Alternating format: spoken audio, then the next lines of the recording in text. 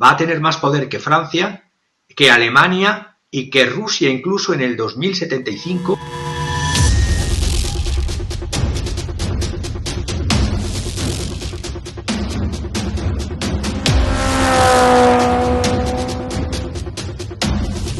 ¿Qué le va a pasar a los coches Mercedes-Benz, BMW o BMW o BMW? And there's one car maker in particular that is giving Tesla a run for its money, Warren Buffett-backed BYD. ¿Qué le va a pasar a Chevrolet? ¿Qué le va a pasar a Ford?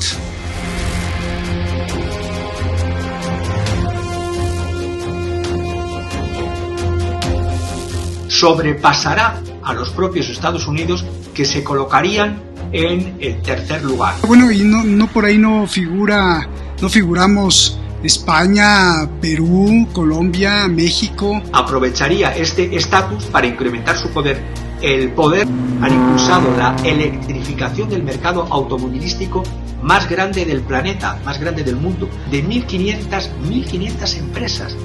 Y va a ser del 29 de abril hasta el 4 de mayo, aunque haya empezado ya la información para prensa. Yo he recibido información de esta feria.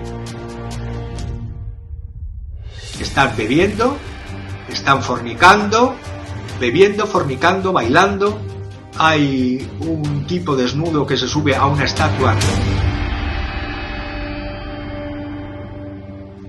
Vamos a remangarnos la camisa porque este programa va a estar buenísimo. Entre el baile del Titanic y el surgimiento o fortalecimiento de nuevos dragones, y hablo dragones en todos los sentidos, alegóricamente o metafóricamente, porque también vamos a hablar de un río a través de Brasil y lo que está sintiendo, el terremoto que está sintiendo el G7. Vamos allá, es una clase magistral, nos va a decir de qué se trata todo esto Javier Martínez. Soy Roberto de la Madrid y esto es Detrás de la Razón. Comenzamos.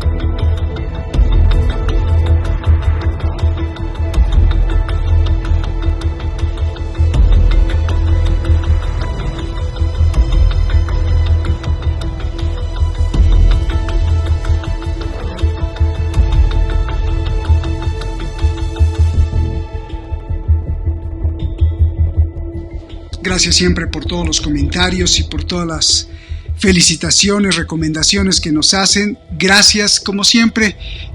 Pues la subsistencia de este canal es gracias a ustedes. Por favor, ojalá puedan compartir el link, puedan suscribirse, puedan comentar, porque seguimos en la mira de Google y de YouTube, que no aparecemos en las recomendaciones, y eso nos hace pues más trabajo, nos cuesta más trabajo llegar a ustedes, y eso es porque desde hace mucho tiempo pues estamos en la mira, porque siempre tocamos cosas que no le gusta al Big Tech, pero bueno, ahí estamos y gracias a ustedes. Vamos directamente con Javier Martínez. Javier ha estado pues como siempre estudiando en esta semana, no solo apelo a su capacidad de analista, sino también de investigador, y nos trae cosas que no se tocan en ningún otro medio. Por ejemplo, vamos a hablar del momento Brasil, de los informes de Goldman Sachs, de cuestiones tectónicas con los BRICS y de cómo el G7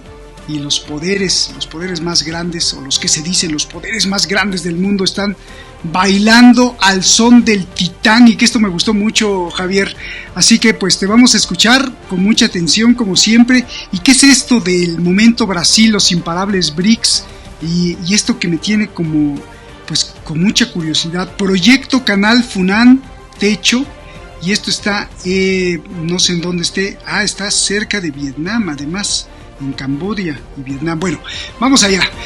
Javier, bienvenido y adelante. Bien hallado, un placer como siempre compartir con vosotros y con todos nuestros seguidores de Detrás de la Razón. Según las previsiones en un informe que he estado releyendo, es un informe de inicios del año 23, es decir, del 2023.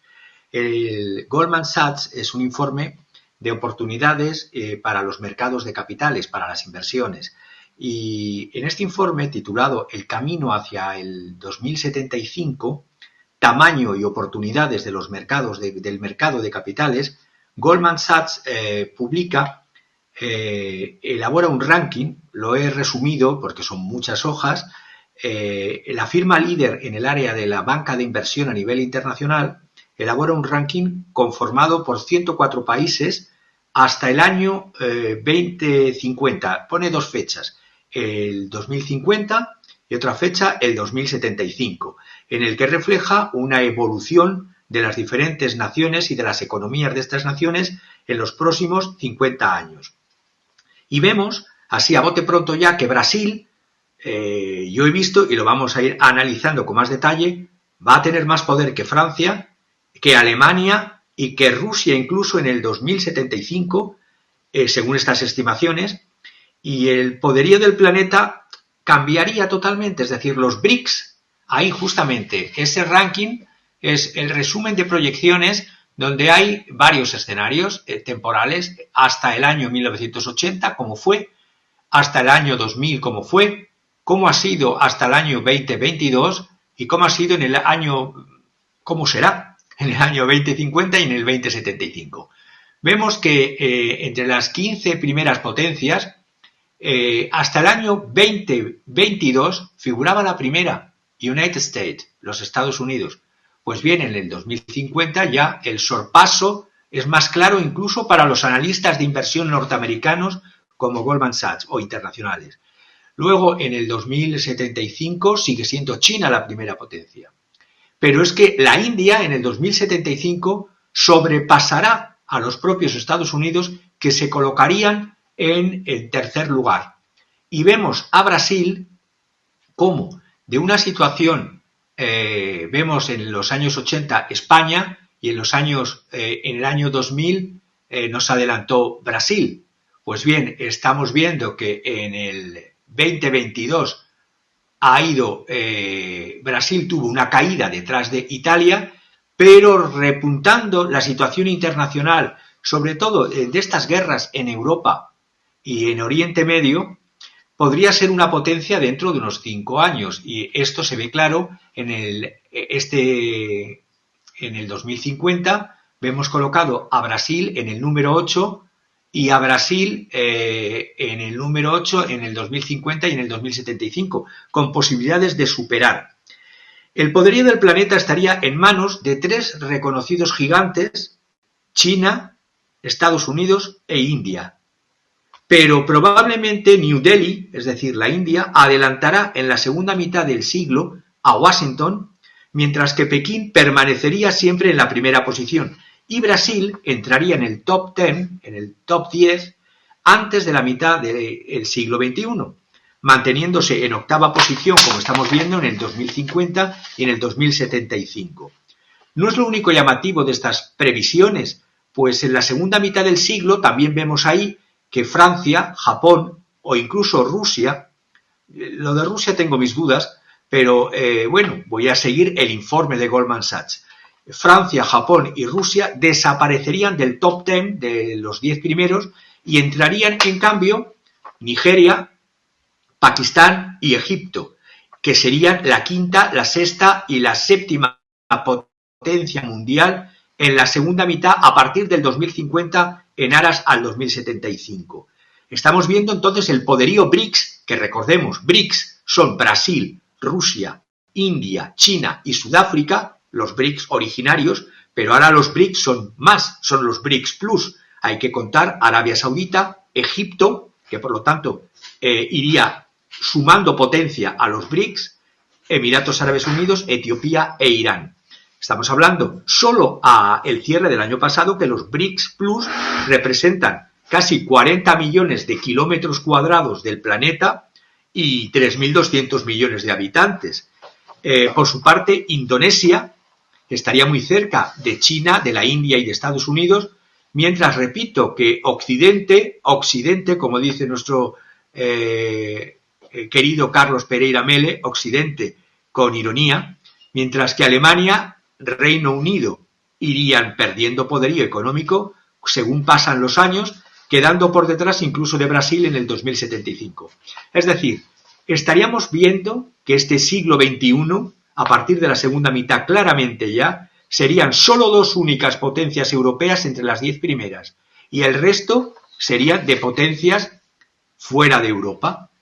Y esto es combinando en el análisis estimaciones del PIB con proyecciones del tipo de cambio real a largo plazo para proyectar el valor real del dólar, y lo están haciendo en base dólar, por esto tengo mis dudas con la caída de Rusia del top 10, porque se está desdolarizando la economía a través de los BRICS Plus y del sur global, y son estimaciones, por supuesto, que implican un cierto grado de riesgo e incertidumbre y que podría haber errores a corto plazo, pero lo que es imparable son las maquinarias tectónicas de lo que estoy señalando. Es decir, los principales criterios que toman en cuenta Goldman Sachs y que los tomamos muchos analistas geoeconómicos son el liderazgo político, el crecimiento económico, la fuerza militar, las alianzas con otras naciones y el poder de influencia mundial. Estos factores han sido considerados para que Brasil se considere a mitad de este siglo ya una superpotencia que estaría entre las principales potencias en los siguientes años. En el 2022, sí, Goldman Sachs consideraba a Brasil la 11ª potencia, como he señalado antes, detrás de algunas como Italia o Canadá. Y hemos visto cómo gobiernos tanto de derechas como de izquierda en Brasil han sabido, es decir, con Lula y con Bolsonaro, han sabido mantener su permanencia en los BRICS, contrario de lo que ha hecho el gobierno actual de Argentina, que no ha querido entrar en los BRICS, y la antorcha se la va a llevar Brasil, porque este crecimiento de Brasil tiene mucho que ver con estar dentro de los BRICS. Además, la incorporación de estos territorios nuevos a los BRICS Plus, como son Irán, Egipto, Etiopía y Arabia Saudita y Emiratos Árabes, hace que la expansión de los BRICS Plus sea clave porque controlan los principales, la fijación de los precios internacionales del petróleo y del gas. En el año 2021, el PIB de los BRICS ya superó el de los homólogos del G7. El G7, que sepamos, es Reino Unido, Estados Unidos, Canadá, Francia, Alemania, Italia y Japón. En el 2024, en este año, la distancia entre ambos bloques se ha acrecentado todavía más a favor de los BRICS Plus, debido a los conflictos. Estos conflictos que está provocando Occidente está no solamente perjudicando a la línea de flotación de Europa, y hablo de Europa, la Unión Europea es la principal afectada, atacada, menos evidentemente que su rival Estados Unidos, que así ha querido que Europa caiga en esta trampa mortal, y los líderes europeos han sido muy bien comprados en esta trampa, y los conflictos en Ucrania y en Israel están haciendo que grupos de países como Irán y Rusia, que antes no es que fueran especialmente asociados, se asocien más, como Rusia con China y Rusia y la India. Y el bloque está tomando un carácter no antioccidental per se porque quieran ir en contra de Occidente. Es que las fuerzas económicas hacen que Occidente les empuje a unirse más en su propia defensa, como grupo y como países individuales. Y Pekín, en estos momentos, si bien estaba al margen del juego entre Moscú y Teherán, estamos viendo cómo las continuas broncas que recibe de Estados Unidos o la peculiar guerra de chips hace que entren en un juego cada día de matrimonio, más de conveniencia y, si me permitís el símil, incluso de amor. Y Brasil aprovecharía este estatus en el continente sudamericano para incrementar su poder. El poder en Latinoamérica va a ser sí o sí Brasil, en cuanto a proyección y desarrollo. Y estamos viendo cómo para el 2075 Brasilia, es decir, Brasil, la capital, y el Cairo, Egipto, van a entrar dentro del top 10 junto a China y la India. Lo que esto, si comparamos el G7, lo que será a lo que serán los BRICS Plus, en los BRICS Plus vamos a encontrar 3 primeras potencias en ese bloque y en cambio, 4 países van a estar dentro de ese bloque BRICS Plus como primeras potencias y en cambio en el G7 primero 3, se va a quedar reducido a 3 y luego a 2. El peso internacional de los dos bloques es claro. Es decir, el conflicto provocado en Europa tras la invasión rusa de Ucrania y el conflicto entre Israel y Gaza, a quienes está mermando es por mucho economía de guerra y por eso mismo de que quieren economía de guerra, es que no aceptan la libre competencia de bloques que van creciendo con sus propios medios y alianzas. Brasil es una de las principales potencias del mundo que más ha aumentado su PIB y ha incrementado su poder dentro del bloque BRICS. Y para 2075, termino, se prevé que incluso esté por encima de Reino Unido y de Alemania. Y vemos que no es lo único que llama la atención en estos resultados también. China se mantendría inmutable como primera potencia en el 2050 y en el 2075 y Estados Unidos caería de segunda a una proyección a tercera potencia porque la India empuja. Y estamos viendo en esta proyección de Goldman Sachs, que no creo que Goldman Sachs esté pagado ni por Rusia, ni por China, ni por la India, son proyecciones de analistas económicos con mucho conocimiento y muchos datos, y por eso Francia, Japón y Rusia, según Goldman Sachs podrían desaparecer del top 10, de los 10, y por eso en la ampliación que se va a hacer en Kazán, en la próxima ampliación de BRICS, ya se está pensando en países como Nigeria, como Pakistán y, por supuesto, el aumento de poderío económico y geoeconómico mundial de Egipto, que pasarían a ser Nigeria el quinto, Pakistán el sexto y Egipto el séptimo en un 2075.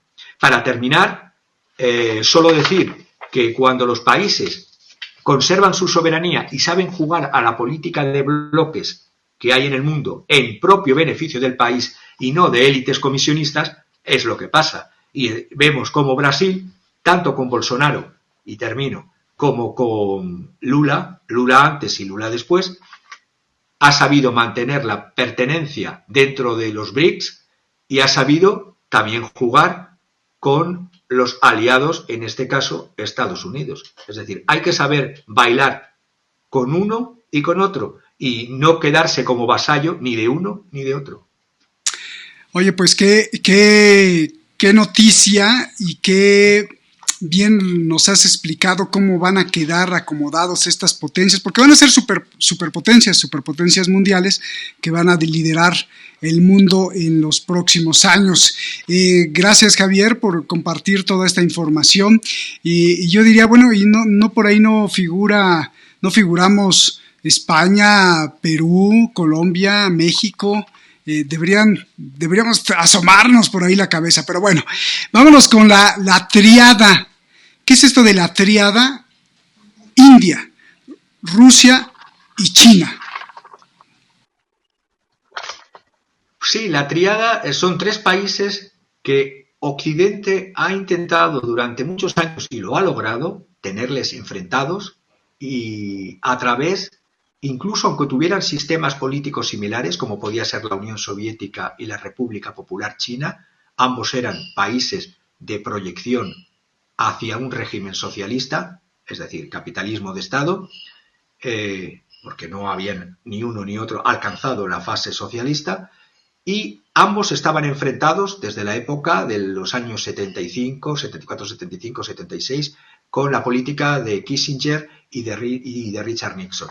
¡Qué mal lo han hecho los POTUS posteriores para que lo que estaba dividido haya terminado uniéndose y cada vez más! Pero no solamente eso, es decir, la tradicional política de equilibrio que tenía Rusia desde la época de los zares, anterior a la Unión Soviética, y que ha proseguido después de la Unión Soviética, de proyección hacia la India y de amistad y de unión económica a más con la India, no ha perjudicado su relación con China. Al contrario, Rusia es como el fiel de una balanza donde equilibra las posibles fricciones o enfrentamientos y les muestra, y se muestran entre sí los 3, los mayores beneficios que pueden sacar de esas alianzas sin tener que estar enfrentados. Es decir, miran la economía, miran la mantequilla y menos los cañones.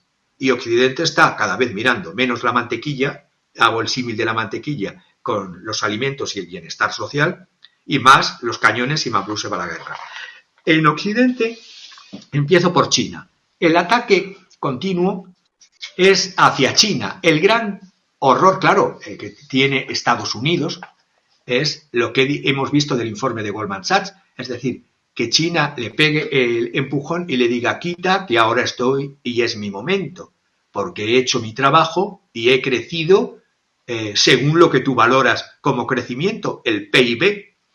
Estamos viendo que ese orden Estados Unidos lo plantea, en vez de como un nuevo orden multipolar más justo para todos. Los think tanks de Estados Unidos, estaba leyendo hoy Foreign Affairs, Elizabeth Economy, se llama así, Isabel Economía, pero Isabel Economía, Elizabeth Economy, ha hecho un informe de mayo a junio de este año.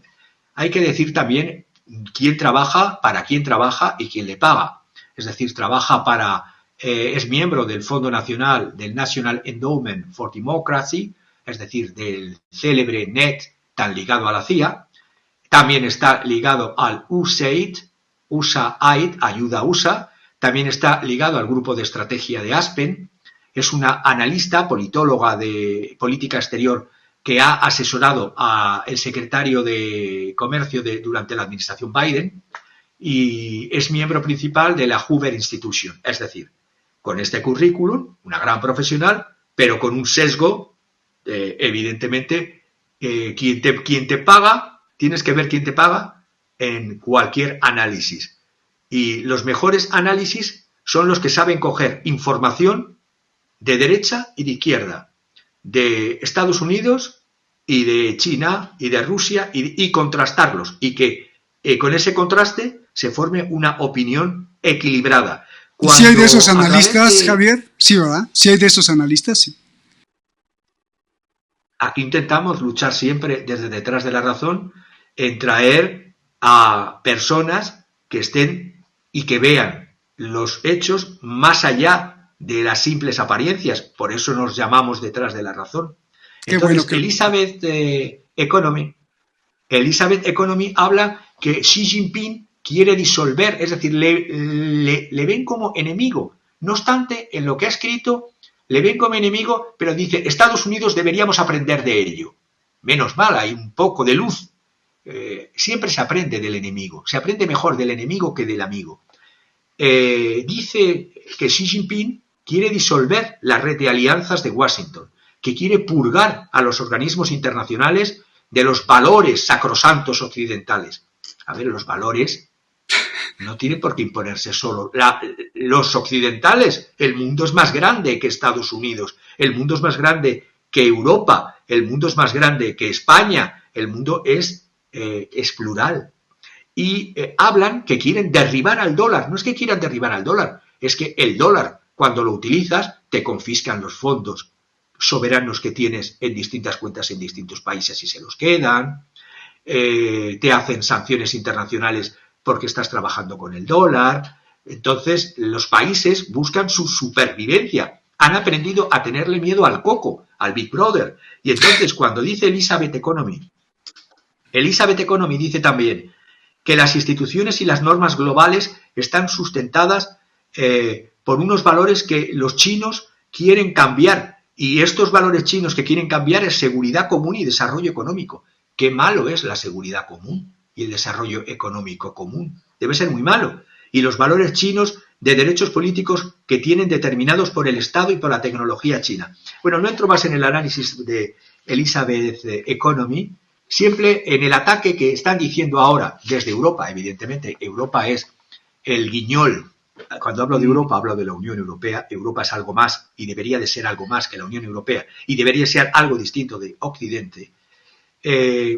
Cuando hablan que China está utilizando la reflación salarial y la sobreproducción como un desafío. A ver, vamos a entender los conceptos. Las quejas que tiene la Unión Europea y que tiene Estados Unidos sobre la sobreproducción y la hipercompetitividad de China, a ver, ¿somos mercados de libre competencia o no somos mercados de libre competencia? ¿Aceptamos la competitividad o cuando nos afecta acusamos de que hay sobreproducción? Seamos cuando claros. Te conviene, la reflación, cuando te conviene. Cuando te totalmente, conviene, Javier. ¿qué es? Cuando te conviene, pero eso no es política de equilibrio internacional. La reflación, cuando acusan a que China utiliza la reflación, ¿qué es la reflación? No la crea el mercado, la crea el Estado. China es un capitalismo de Estado y juega con las reglas del capitalismo mejor que el propio capitalista. Nadie prohíbe que Estados Unidos juegue con esas reglas. Nadie le inhibe a que las utilice. Claro, es distinto un país donde gobiernan las corporaciones y hay una anarquía entre esas corporaciones a un país donde con sus luces y sus sombras gobierna un Estado fuerte y donde hay empresarios privados, incluso multimillonarios, que compiten entre sí, pero bajo la tutela o bajo la lupa de un Estado que cuando perjudican los intereses o hacen corrupción, pues les ejecutan. Entonces, cuando vemos que la reflación es creada no por el mercado, sino por el Estado, es cuando el objetivo crea un poco de inflación mediante políticas de estímulos fiscales y de estímulos monetarios para evitar que se entre en deflación. El objetivo del Estado, entonces, es elevar el consumo. Esa deflación ya se hizo en el momento keynesiano, cuando en los célebres 30 gloriosos en Europa con el plan Marshall se potenció el consumo. Esto lo está haciendo China. Se intenta promover el consumo y la producción interna para acelerar el crecimiento de su economía y evitar entrar en una recesión. ¿Qué está fallando?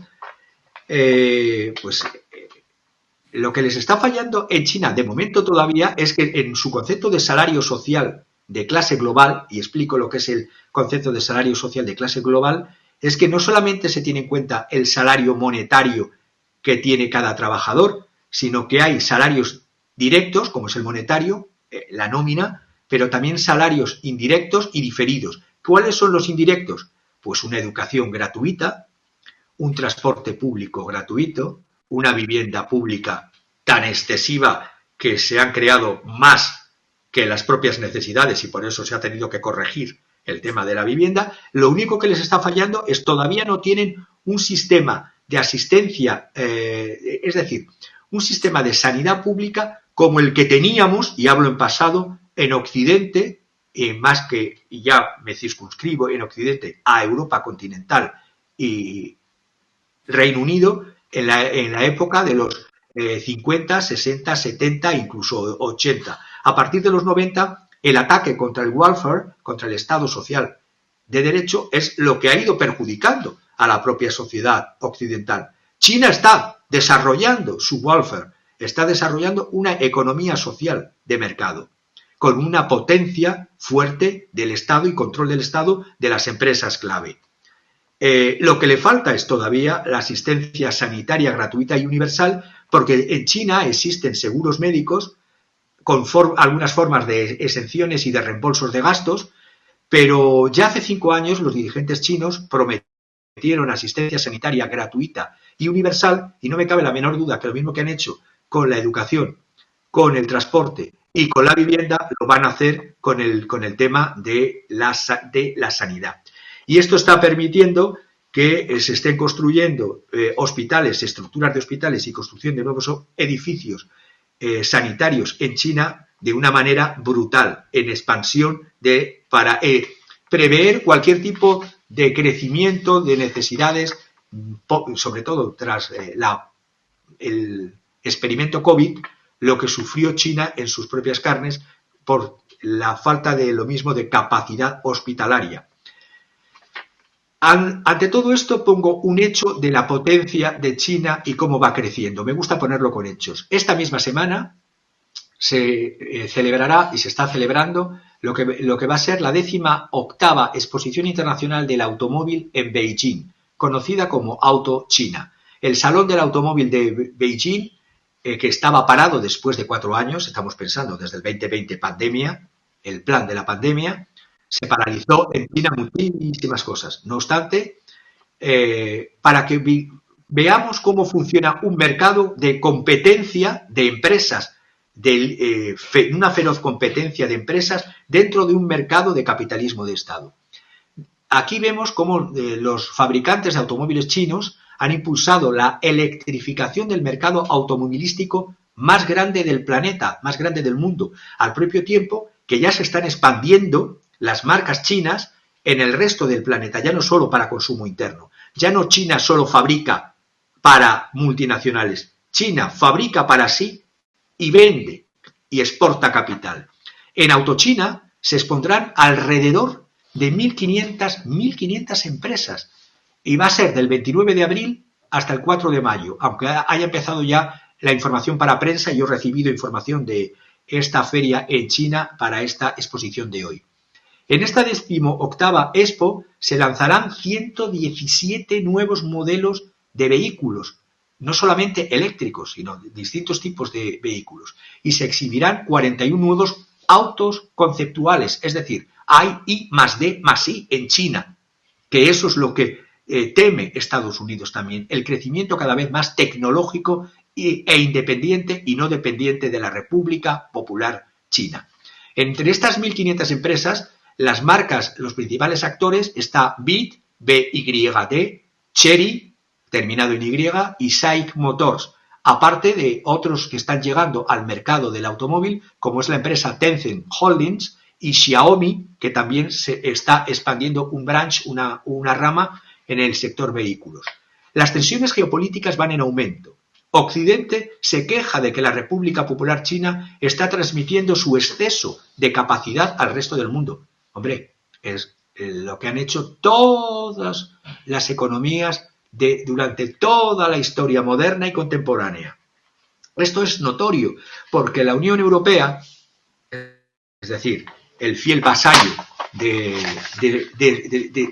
su señor Estados Unidos, Washington, la Comisión Europea dice que está investigando ahora los envíos de vehículos eléctricos chinos porque están artificialmente más baratos que los que se producen en Europa. Bueno, pues tendrán que ver también por qué se produce más barato y por qué la competencia siempre ha sido así en el mercado libre. Las fábricas chinas de autos han pasado de servir de encargos y de uso de grandes marcas que estaban antes y están instaladas, marcas de Japón y de Estados Unidos, a, como he dicho, ya producen sus propias marcas y ya consumen no solo interno, sino externamente. Por ejemplo, me voy a otro ejemplo más concreto.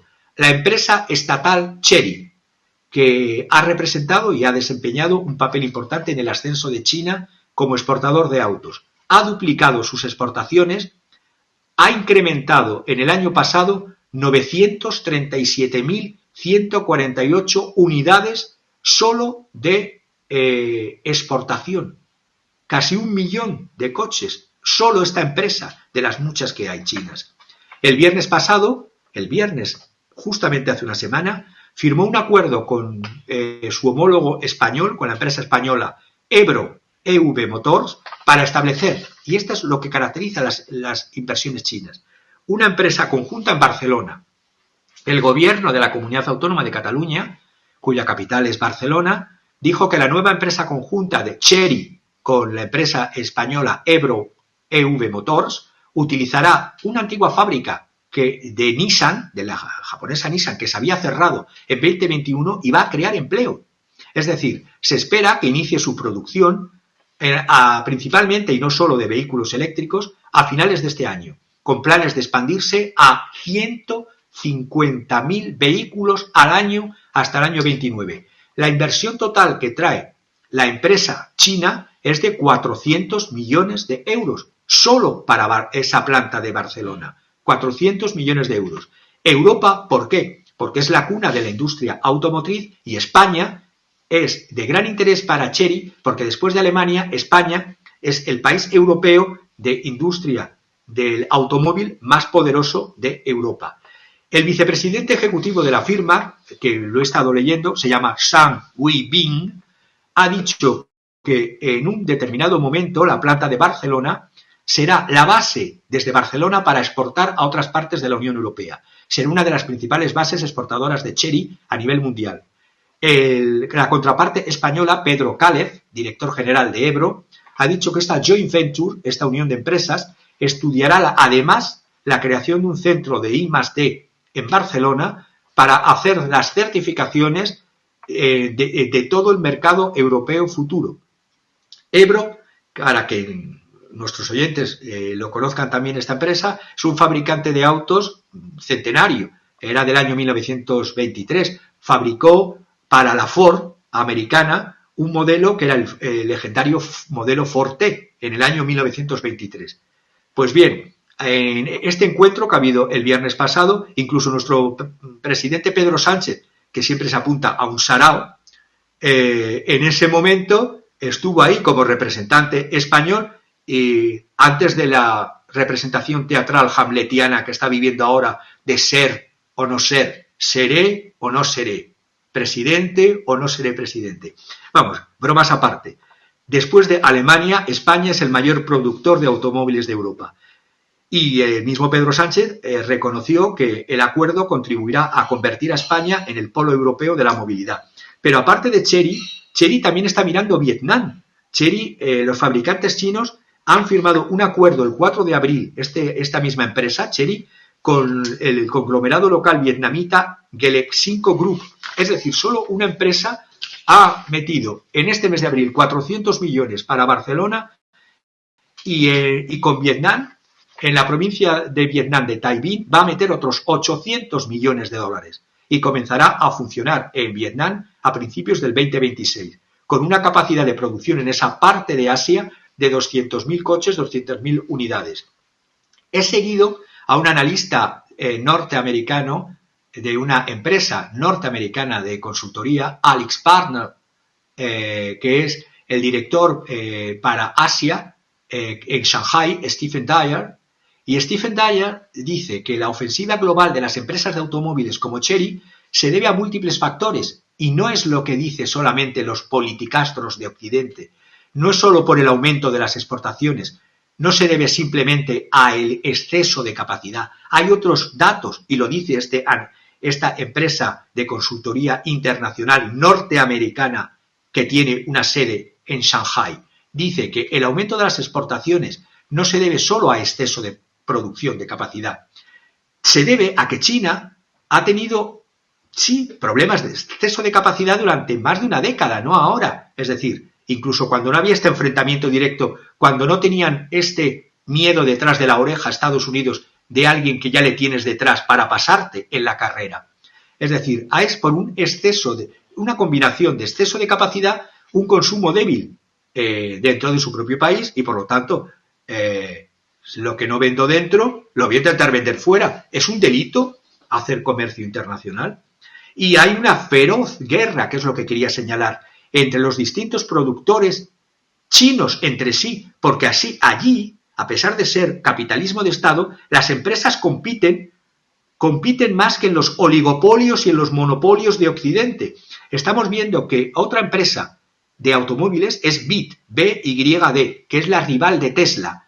Esta empresa tiene una planta de vehículos, y ahora me he puesto esto para México, evalúa hacer una inversión para vehículos eléctricos en México. Entonces, mexicanos, políticos de México, estar pendientes de BYD o poneros en contacto con su country manager en México, que se llama Su. Hombre, en México capital, preguntando por BYD México y por Su, no creo que haya 50.000 Su y en esa misma empresa. Y está pensando en México como país clave, como un gran potencial, como un centro de exportación, no solo de consumo interno de coches eléctricos chinos en México, sino además de exportación para Estados Unidos y Canadá. Y esto son datos que tengo de Alex Partners en su investigación en los mercados de Occidente. Los fabricantes, los mejores autos chinos están posicionándose porque ofrecen mejores precios de venta, pero también porque los jóvenes europeos que tienen poco de disponibilidades y necesitan coches, están reconociendo no solamente las performance y capacidades de los autos eléctricos chinos, sino que además un mayor y mejor reconocimiento de marca entre los jóvenes europeos. Por lo tanto, la estrategia que están teniendo las empresas chinas en su expansión, y hablo del sector automovilístico, es una estrategia de corto a medio plazo, porque tienen estrategia, no estratagemas, que no me canso de decir, porque miran los aranceles que les plantan en Occidente, miran las fluctuaciones monetarias, miran las tensiones geopolíticas. Pongo más ejemplos y no quiero aburrirnos con el sector automovilístico. Por ejemplo, la marca SAIC Motors, que cotiza en la bolsa de Shanghai, ha iniciado un proceso de selección de buscar puntos para instalar fábricas. Es decir, ya no es que exporten, sino que crean riqueza, invierten y crean fábricas en donde van, en México, en España, y por eso SAIC está viendo un mercado clave, cuando yo digo la tríada, no solamente en Europa o en América, sino en la misma India. SAIC, pongo el ejemplo, adquirió en el año 2007 la empresa británica MG y está en pleno movimiento, en pleno crecimiento además. El pasado mes de marzo, GSW Group, un importante conglomerado de la India, adquirió una participación en MG Motor India del 35%. Es decir, los capitales y los empresarios y los creadores de riqueza no se quedan solamente con la geopolítica de las batallitas y de los comisionistas de los que no hacen nada. Intentan crear a través del capital trabajo, empleabilidad y riqueza. Y SAIC en el año 2017 creó esta unidad en la India y se están vendiendo 62.000 coches en el subcontinente asiático en este año pasado 2023.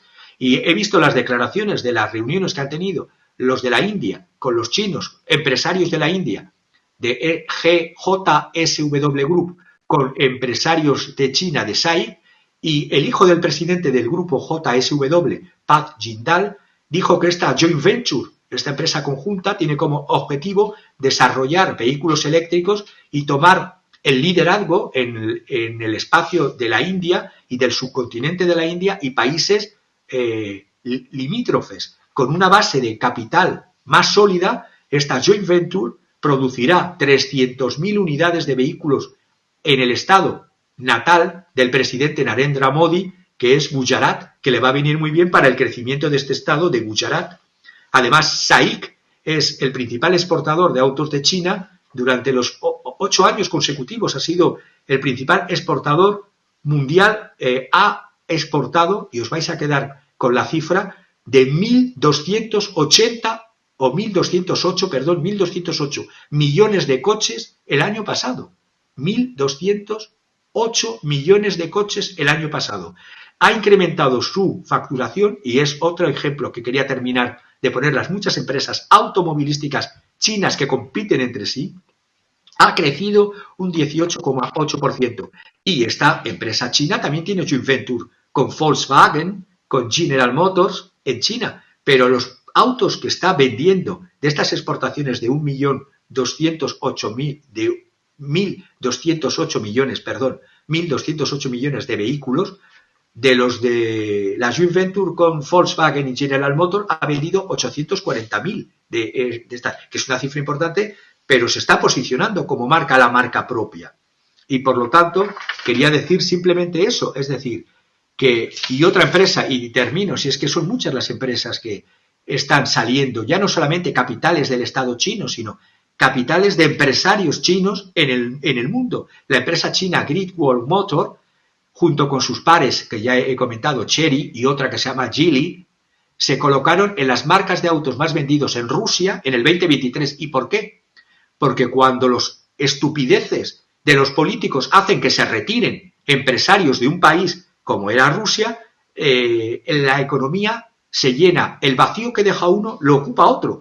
Y, por ejemplo, Lada, que era una histórica marca rusa, que la había comprado el grupo francés Renault, tenía el 67,69%. Como tuvo que salir de Rusia, lo vendió por un simbólico euro, por un euro se lo vendió. Y ahora esta empresa, Great Wall Motor, China, está teniendo una fábrica a 200 kilómetros al sur de Moscú, en Tula, y tiene una tasa media de utilización de su capacidad del 123,6%. Es decir, está creciendo un 28,63% al año. ¿Qué empresas automovilísticas occidentales crecen con esos porcentajes del 18, del 20, del 23? Ninguna. La filial rusa de la empresa esta china, Great termino, obtuvo 1.490 millones de yuanes de beneficio, es decir, 207 millones de dólares, en beneficio neto. Representa el 20% de su facturación. Termino con esta parte.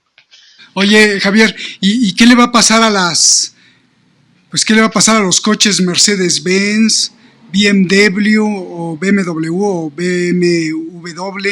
¿Qué le va a pasar a los coches, o qué le va a pasar a Porsche? ¿Qué le va a pasar a Rolls-Royce? ¿Qué le va a pasar a Chevrolet? ¿Qué le va a pasar a Ford?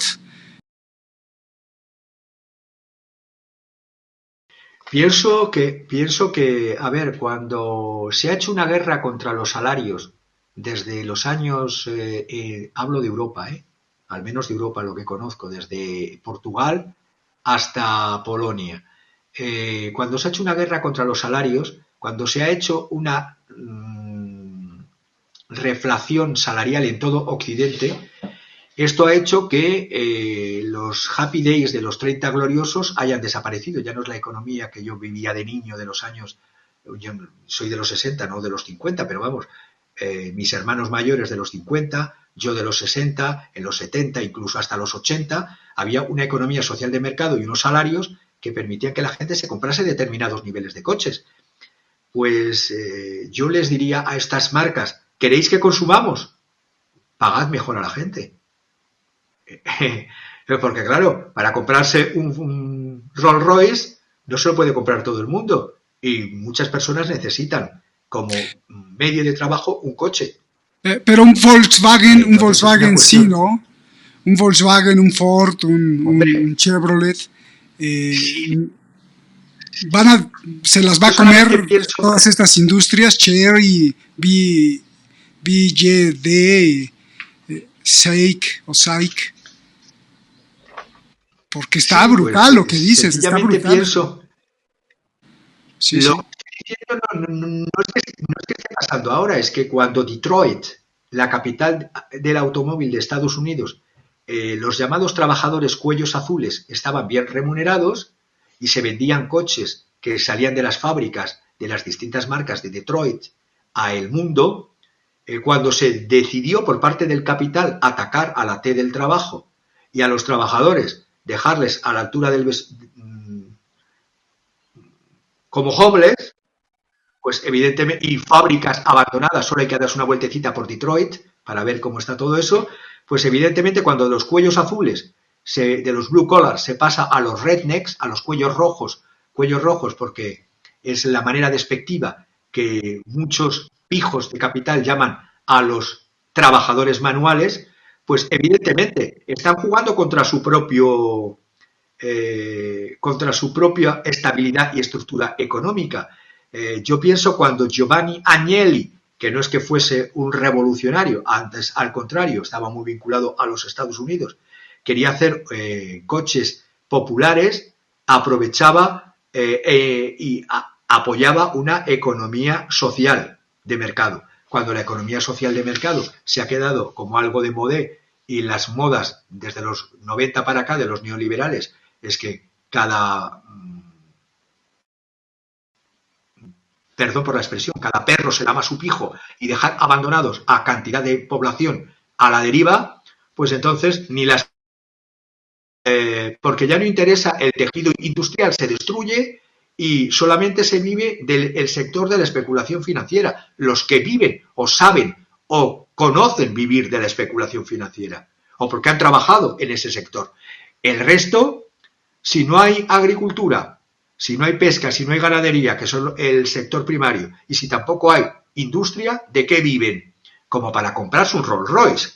Por eso mismo, el capital es una relación social y no una cosa, lo que implica esas relaciones de propiedad. Hay relaciones de propiedad, hay relaciones de producción y también relaciones con otros capitales. Y cuando la multiplicidad de capitales que existe en Occidente, hay una anarquía de producción porque no hay un Estado que controle esas luchas de los capitales, pues así nos va. Claro. Avancemos al siguiente punto, proyectos alternativos, nuevos socios amigos. ¿De qué se trata esto y cómo afecta al mundo entero, Javier? Pues he puesto un plano de un mapa en Camboya, que si lo podéis poner, es el ejemplo de un canal. Es un canal que están planeando o está ya en más que tratos avanzados que planean los chinos en Camboya. Es un proyecto geoeconómico muy audaz. Es un megaproyecto, es un canal de 100 metros de ancho, 5,4 metros de profundidad y que va a permitir que barcos de hasta 3.000 toneladas de peso muerto puedan atravesar por ese territorio de Camboya. ¿Cuál es el problema que ha tenido Camboya? Camboya puede con este canal convertirse, como vamos a ver, en el líder textil global al reducir los costes de transportes. Camboya, en este canal que va a construirse, se llama Canal Funan Techo, es una vía fluvial de 180 kilómetros que va desde el río Mekong, que atraviesa Camboya, pero que estaba bastante controlado por la otra parte por Vietnam, pero por la parte que atraviesa Camboya se va a unir Camboya con la provincia de Kep en Camboya y con la capital ribereña de Phnom Penh, que es la capital de Camboya, a un canal hasta el mar de la China meridional al sur de Camboya, con lo cual va a hacer que la dependencia de los puertos vietnamitas que tienen las empresas camboyanas reduzca costes, porque todo esto es estrategia económico-financiera. Es decir, China va a financiar en su totalidad el proyecto. Son otros 1.700 millones de dólares. Y dirás, ¿y de dónde saca? Pues porque el chino, en su filosofía, es ahorrador per se. Mientras que en Occidente, aunque no se tenga casa y no se tenga, se presume de coche, aunque no se tenga casa propia o casa en alquiler en condiciones, se vive de las apariencias. La mentalidad confucianana o confucionista no ha sido así jamás, ni incluso en la época de mezcla de filosofía confucionista con filosofía marxista-maoísta. El confucianismo ha seguido ese concepto de ahorro y de austeridad. Por lo tanto, estos 1.700 millones de dólares a través de un acuerdo que lo paga totalmente China, un acuerdo de construcción, de operación y de transferencia durante los próximos 40 a 50 años. Va a controlar China, paga, lo va a hacer y va a hacer como los Estados Unidos con el Canal de Panamá, temporalmente hasta 40 o 50 años. Y el proyecto comienza este año 2024 y va a concluir el 2028. ¿Por qué es importante este proyecto de canal camboyano? Es el proyecto más grande en la región en toda la historia de finales del siglo XX, siglo XXI. Estamos hablando, ya lo he dicho, de un proyecto que ya no solamente por la cuantía de los 1.700 millones de dólares, sino por la envergadura de cavar un canal de 100 metros de ancho que va a unir la parte interior de Camboya al norte de la capital, Phnom Penh, con el mar, con salida al mar directamente. Esto hace que Camboya, que es líder textil, o mejor dicho, es uno de los países donde se hace la ropa de Occidente, junto con Vietnam, que compita con Vietnam, y China y Camboya les están acusando ahora, por parte de Estados Unidos, en eso de crear disensión para a ver si se enfrenta, recordemos que Vietnam y los BRICS Plus, a ver si se enfrentan entre ellos, se está diciendo, es que esto está detrás China de establecer unas bases militares en la zona.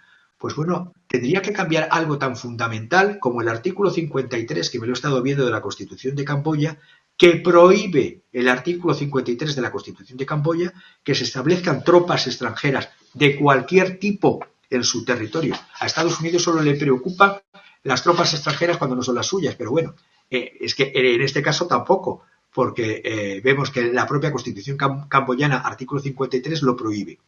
Y los think tanks estadounidenses ya están intentando, cocinando todo esto para intentar cortocircuitar un proyecto, porque Occidente no sabe competir en los mercados.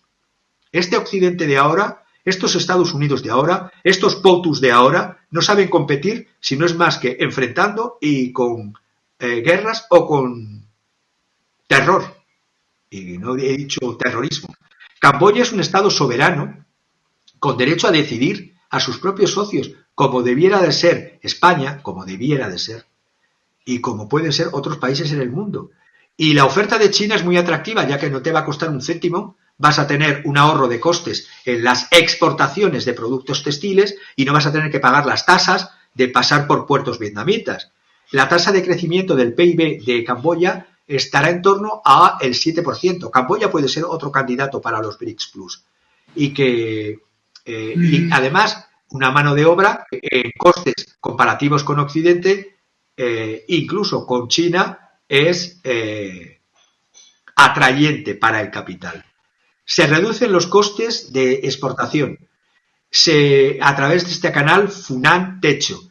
Y hay una disputa del año 94 entre Vietnam y Camboya por la utilización por parte de Vietnam, sobre todo de el río Mekong, y luego de los puertos, que no ha quedado más remedio que tener que pasar por los puertos vietnamitas, y los de Camboya quieren exportar. Pues bien, Camboya también sabe jugar no solo con China, también con Japón. Está haciendo la fase 1 de una expansión de un puerto autónomo en Sihanoukville. En Sihanoukville está haciendo otro puerto para evitar puertos extranjeros. Como ha dicho el presidente de Camboya, Hun Manet, este canal permitirá a Camboya respirar por su propia nariz. Y esto es un problema, que un país quiera respirar por su propia nariz. Y Occidente va a intentar, como sea, meter el miedo a Vietnam con lo de las posibles bases militares chinas, cuando ya he dicho que lo prohíbe la Constitución de Camboya, y va a intentar revivir los enfrentamientos de Camboya con Vietnam en los años 79-89. Para eso están otros países, para eso están todos esos países que buscan un Vietnam, un trabajo excelente de alinearse, equilibrándose, como la India, con Rusia y con Estados Unidos. La India sabe jugar muy bien con Rusia y con Estados Unidos, y se beneficia de China también, a pesar de sus tensiones. Es tan difícil que a pesar de que Estados Unidos intente empeorar el dilema de seguridad chino-vietnamita, es tan difícil que los políticos no sean corruptos y que miren por los intereses de su nación y sepan jugar con un abanico de potencias a favor de su país. Recuerdo cuando era niño, desde que era niño, recuerdo que cuántas empresas refresqueras de sodas nacionales, por ejemplo, aquí en México, imagino que ha pasado esto en muchos países de Latinoamérica, pequeños industriales que hacían un refresco muy sabroso y bueno, pues Coca-Cola los atacaba y desaparecían esos refrescos. Hacían hasta sangría y bueno, pues no. O finalmente pasa el tiempo y dices, ay, mira, este refresco lo tomaba de niño y por atrás dice Coca-Cola Company o Pepsi Company, ya se los comió y se los absorbió. Qué tristeza que no dejen respirar por la propia nariz, como dijiste, Javier. Vamos a ver el G7. El G7 agrupa los países más adinerados, más poderosos del mundo, con más riqueza. Eso es lo que dijeron ellos. El G7 agrupa a las potencias económicas más grandes del planeta Tierra. Pero con todo lo que está pasando, tú bien le pusiste G7 o baile del Titanic. ¿Por qué, Javier? ¿Por qué baile del Titanic? Porque vi las imágenes del día 19 de abril que se reunieron hace 7 días justamente el G7, los Foreign Ministers, los ministros de Asuntos Exteriores en la isla de Capri, porque cada día buscan sitios más lujosos para el dolce far niente, es decir, en esa isla de Capri estaba viendo los buceadores para la seguridad, las zonas blindadas, y cuál era el trabajo que iban a hacer los líderes del G7. Visitas a la isla, fotos de recuerdo, cenas, y no eran pizzas, eran otras cosas, evidentemente. Y el primer día de la cumbre exterior del G7 en Capri, personas a las que les debería dar un poquito de vergüenza y no mostrarse siempre en las fotos como si estuviesen anunciando marcas de dentífricos, que se muestran felices y sonrientes, hipócritamente enfrascados en fotografías rituales, en discursos apasionados sobre tonterías, cuando el mundo está literalmente al borde de una guerra mundial.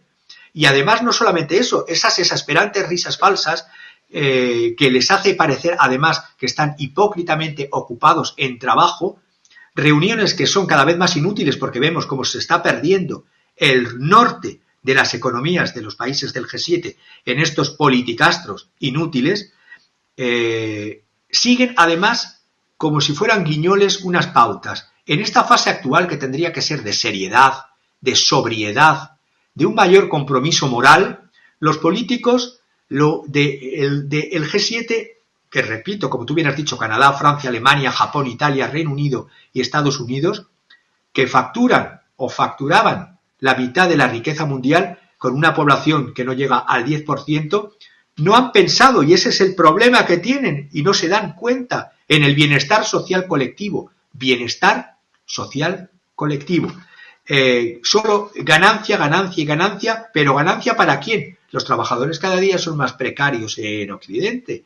Los salarios, hay personas que no viven con el salario para llegar a final de mes y son trabajadores con salario. Ya no hablo de los que están infracontratos o contratos en negro.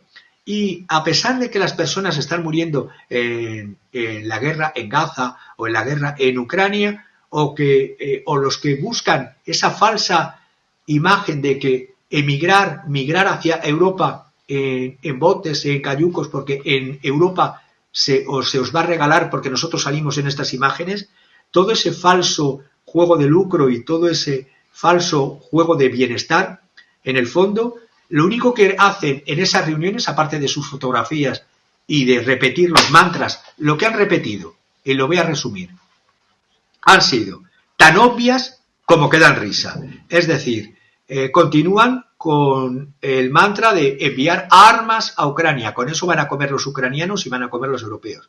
Continúan recordando el 7 de octubre, continúan el 7 de octubre como el problema de Oriente Medio, pero no hablan de las muertes que se están produciendo desde el 7 de octubre. Hablan sobre África, pero miran a África como siempre lo han visto desde Occidente, es decir, para dividirles, enfrentarlos y coger sus recursos. No hay reciprocidad, no hay win to win. Y luego, además, condenan, por ejemplo, en esta cumbre de Capri, también unánimemente los ataques iraníes, pero omiten un pequeño detalle, que es un detalle que Israel fue el primero en atacar la embajada iraní en Siria, que como aquí comentamos era un acto casus belli. Eso no lo cometen, eso no lo comentan. Todos ellos son discursos hipócritas, empapados de tres cosas: clasismo, racismo y una falsa lógica de mercado, porque tampoco saben jugar, ya no saben jugar en el libre mercado, en la libre competencia. Cuando les asusta un competidor, le ponen sanciones. Cuando les asusta, ya no digo un país, la empresa de un país, la prohíben o la intentan trocear. Es decir, ¿qué es lo que queda de esta hegemonía de las clases dominantes occidentales? Mucho brilli-brilli y poco brilla-brilla. Es lo que tienen. La crisis de identidad que está teniendo Occidente cuando habla de los valores, pero ¿qué valores? Si no se respetan ni los propios valores de Naciones Unidas. Es decir, y cuando se habla, y termino, del Fondo Monetario Internacional, que es poco sospechoso de ser vendido a China o vendido a Rusia o vendido a la India, en los últimos datos que ha dado, se les tenía que caer en la cara de vergüenza en Capri, cuando estaban hace unos días, cuando se ve que los datos del 2024, datos para este año del Fondo Monetario Internacional, dicen que Rusia crecerá más que todas las economías avanzadas del G7, incluido Estados Unidos. Y lo dice, y repito, mirar las estadísticas del Fondo Monetario Internacional en su propia página. Estados Unidos va a crecer un 2,7 en el año en curso. Alemania un 0,2. Francia un 0,7. Italia un 0,7. Reino Unido 0,5. Rusia en el 2024 un 3,2. Y eso, la propaganda, es que voy a ponerles en su propia cara. Leo y me he traído para aquí, para terminar, declaraciones de von der Leyen el 17 de abril, porque he querido coger una fecha similar, 17 de abril del año 2022, al diario alemán Bild.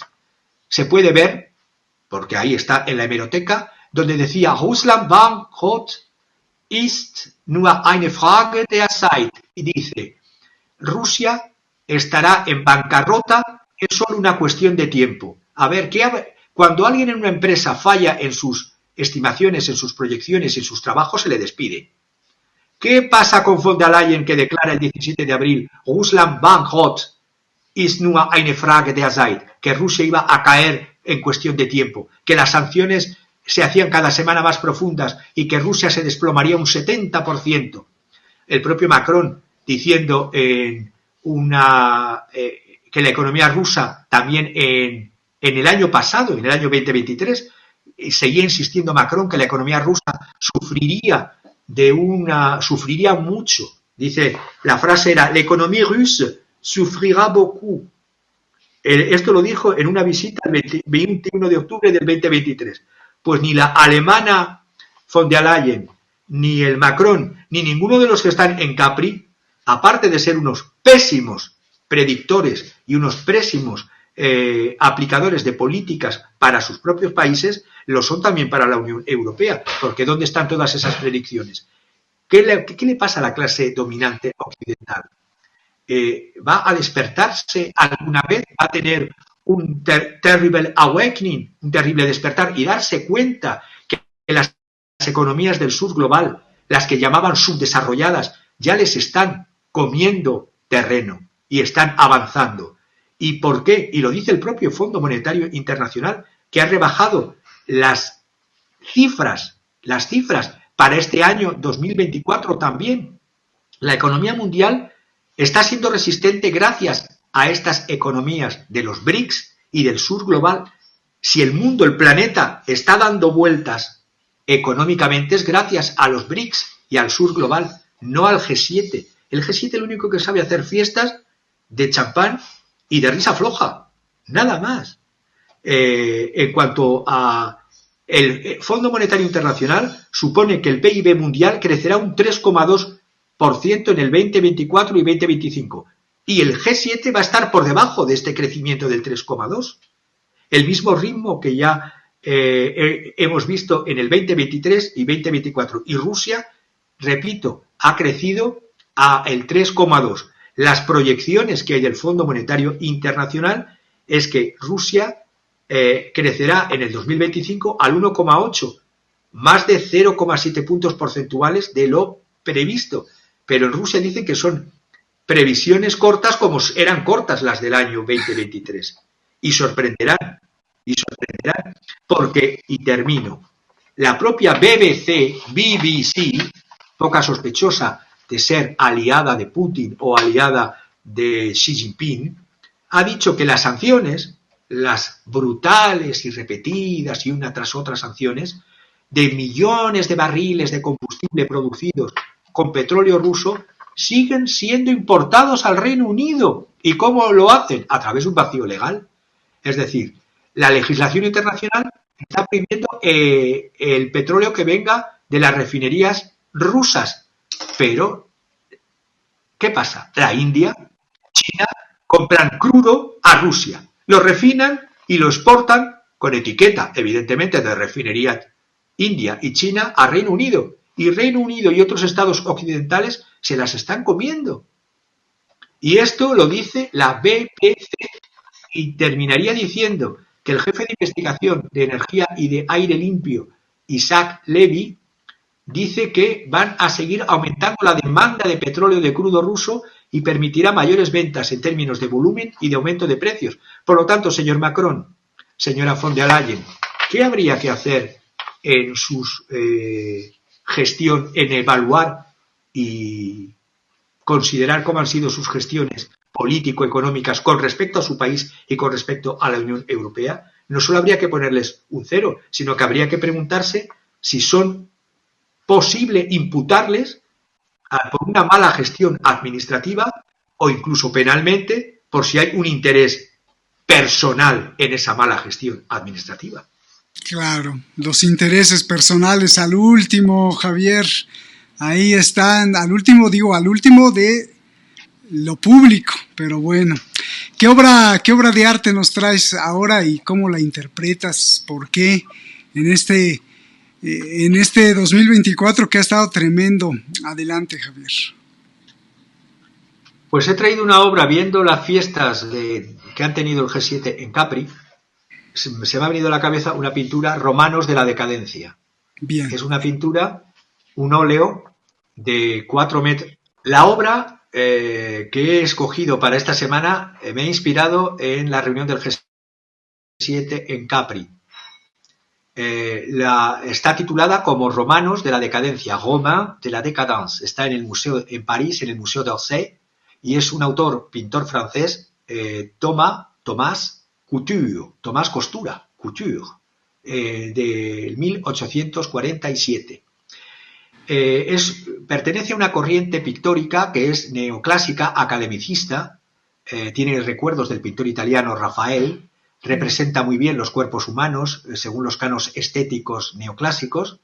Se tiró pintando la obra 3 años, y diréis, 3 años pintando la obra. Hombre, es que cuando la vas a ver en París, mide de largo más de 7 metros, 7 metros 700 de largo, y de ancho 4 metros 72, el hombre no le daba la mano para pintarla con esas dimensiones. Duró 3 años pintando y representa, como veis, una fiesta loca, lo voy a decir con un lenguaje más coloquial, una fiesta loca romana.